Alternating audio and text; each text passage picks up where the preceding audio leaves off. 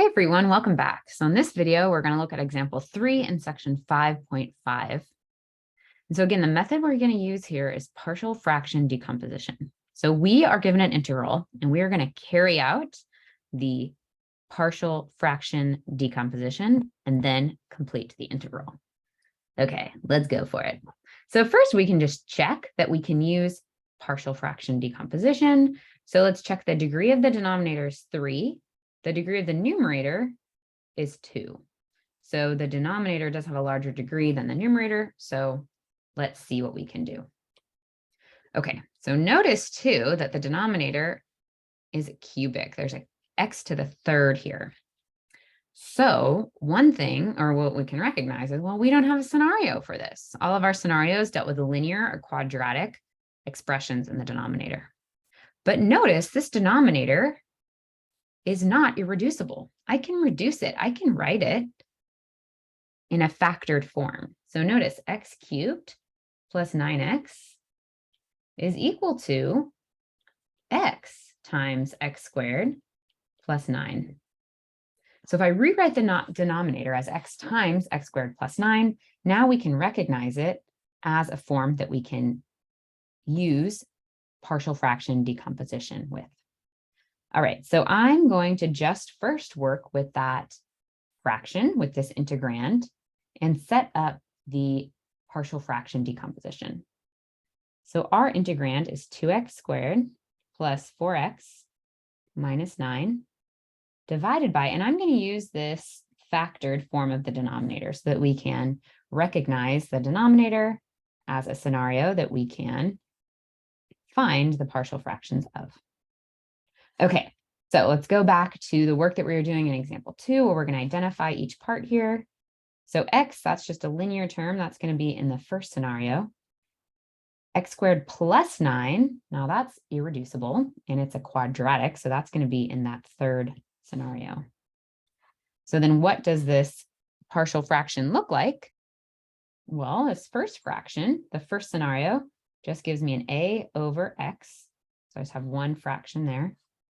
And the next scenario, it's not repeated. X squared plus 9 is not repeated, but it is a quadratic. So that means I'm just going to have one fraction. Again, not repeated. My denominator, x squared plus 9. But now my numerator will look like bx plus c. Okay, so here's the start of the setup of our partial fraction decomposition.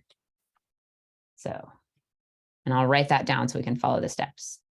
Okay, I'll abbreviate though. Partial fraction decomposition. Okay, the next step is to solve for A, B, and C.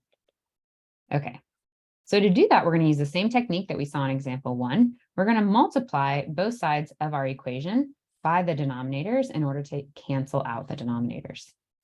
So what that looks like here is I need to multiply out by x times x squared plus 9. I'm going to do that to both sides so that it's legitimate. Okay, so then what happens on the left side? Well, the left side, that denominator cancels out. So I just get an arrow here, 2x squared plus 4x minus 9. And then on the right-hand side, when I multiply out this term by each of my fractions, the x will cancel for my first fraction. So I'll just be left with a times x squared plus 9. And then in my second fraction, the x squared plus 9 will cancel out. So I'll just get left with bx plus c all times x. Okay, so the first step there in solving for our constants was to multiply by denominators. Okay, so then our next step would be to multiply out. In particular, multiply out that right-hand side.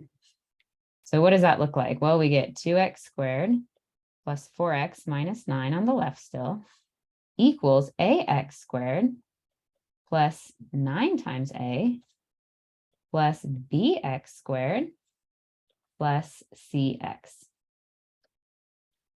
Okay, So now we need to combine like terms. Combined, or combine, maybe no D. You can correct me. Okay, how do we do that? So we identify our similar terms here. So I have two terms that have an x squared.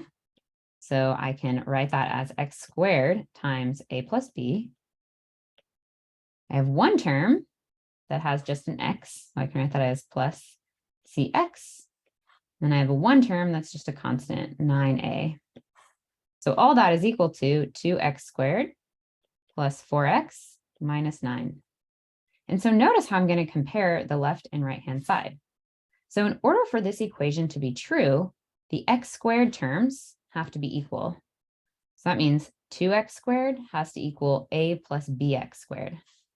So that gives us a separate equation. That tells us that 2 must equal a plus b. Okay, what else do we know here? Well, we know that the 4x needs to also match up with the x term on the right side. So that gives us, I'm going to use a different color. Maybe I'll just highlight the x and the x. So that gives us the equation 4 needs to equal c. And I could have written 4x needs to equal cx, but then I just divide both sides by x. So I can just write that the factors on that x term need to be equal. Okay, and then finally, our last constant, -9, needs to equal plus 9a. So that gives me -9 equals 9a. So now let's take a moment and look what we have. We have 3 equations, 1, 2, 3, and 3 unknowns, which means that we can solve for each of those unknowns using these equations. So I'm going to start with maybe the easiest one, already solved for. C equals 4. So I'll write C equals 4. So I'll kind of keep track of what I have. That's great, but these other 2 equations don't use C. So The next equation, though, that looks pretty straightforward is -9 equals -9 equals 9a. So solving for a, divide both sides by 9, we just get that -1 equals a. So a equals -1. So now we can use that new bit of knowledge, a equals -1, and plug it into our first equation. So that looks like 2 equals -1 plus b. So now I can solve for b. I'll add 1 to both sides, and we get that 3 equals b. So notice when solving for our constants a, b, and c, or whatever they are, we kind of have to take a look at the equations we're given. So take a look at these and work with them. You know, there's not always one easy step to follow, like always use this equation and then plug it into this one and then plug it into that one.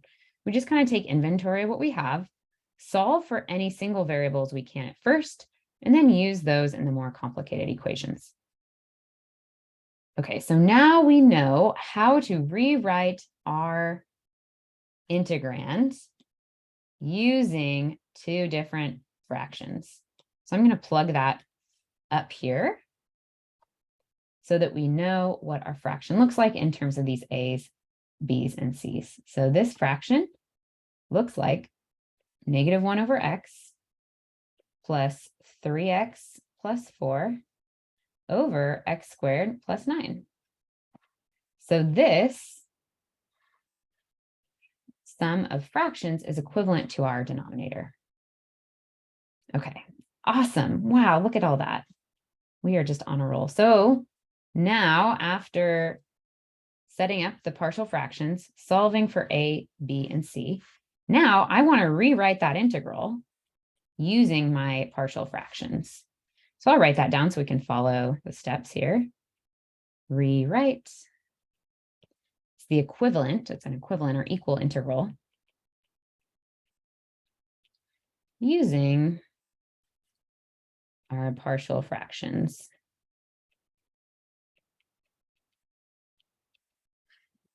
All right, so our integral is equal to the integral of, I have it written down on another paper, so I'll just copy it here, negative 1 over x dx.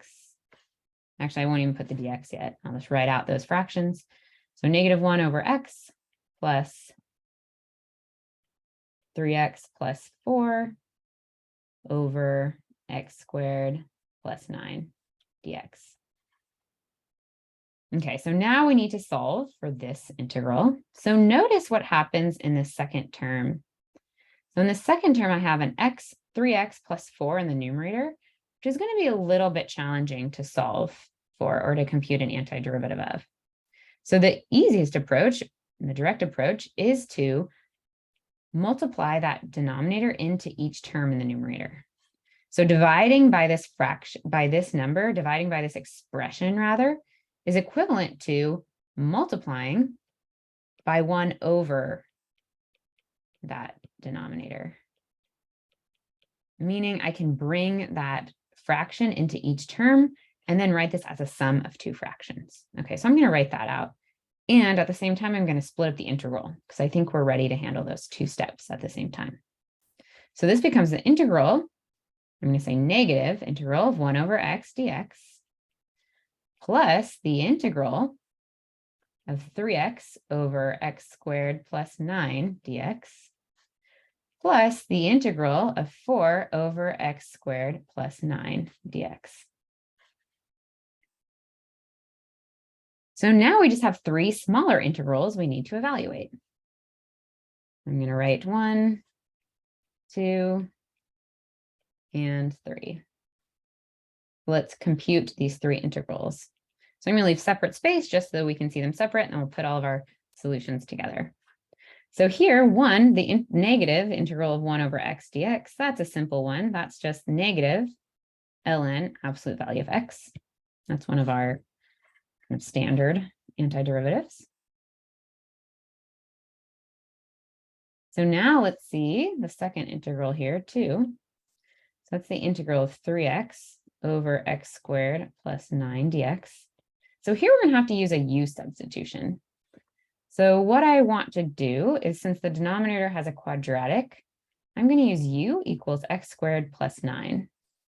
Notice the du then becomes 2x dx.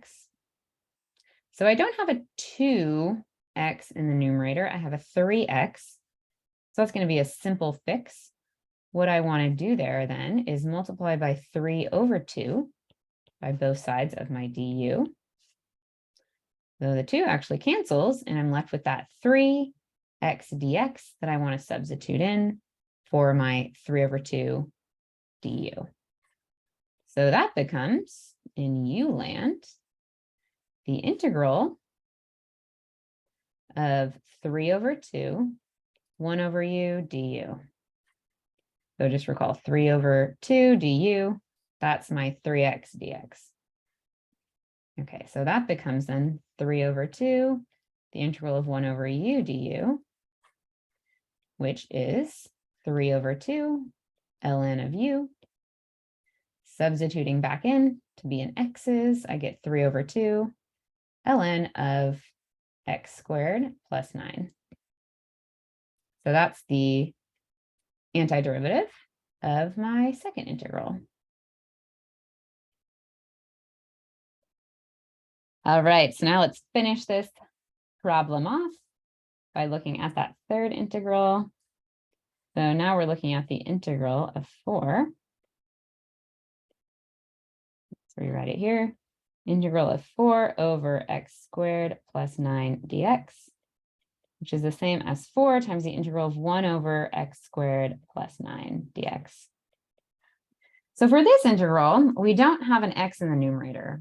So if we were to do a u sub here in the denominator, then the du would introduce an x, which we'd have to then substitute in some square root of u, and it would just get messy.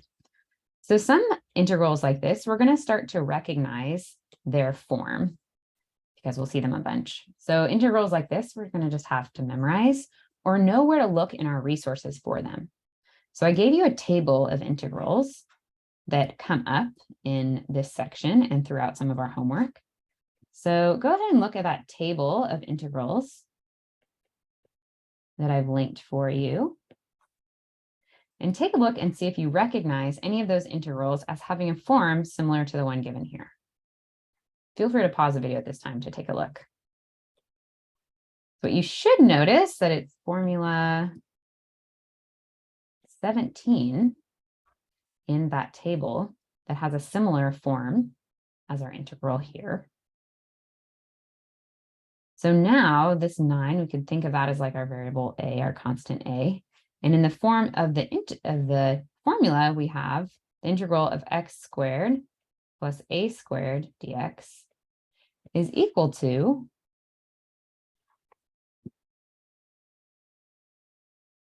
and let me back up a bit. So I use both of the same matching variables as our table, so we can really see how that is equivalent. So looking at that formula 17, it's in terms of u's, but that's okay. It says if I have a integral 1 over a squared plus u squared du, that integral is equal to 1 over a tangent inverse or arctan of u over a plus c. So u is the variable here. This should be, let me correct this here. This should be a 2. So we have that form here. So ours has x first. So if we were to write this with ours, that's equivalent to 1 over 3 squared plus u x squared. We're using x's. So I'm just rewriting our integral dx. So that formula would tell us this is equal to 1 over 3 arctan of x over 3 plus c. So then using that table and doing this work to show our work, this integral becomes 4 over 3 arctan of x over 3 and then plus c. But we'll put the plus c on at the very end after we've combined all of our integral parts here. Okay, not too bad. So let's take a breath and gather what we've just done. So I'm going to rewrite this star here. So I'm going to call this my star. Star then is equal to, I'm going to put all these pieces together. Star is equal to negative ln of x plus 3 over 2 ln of x squared plus 9 using the absolute value. Though we can recognize that this absolute value will always be positive because x squared is always positive, adding 9 will always be positive. That's okay, though. I like to leave the absolute values just so we remind ourselves that we are taking the absolute value of the ln. And then plus our final integral for thirds, arctan of x over 3, and then a final to close off the deal plus c. All right. So here is our final integral.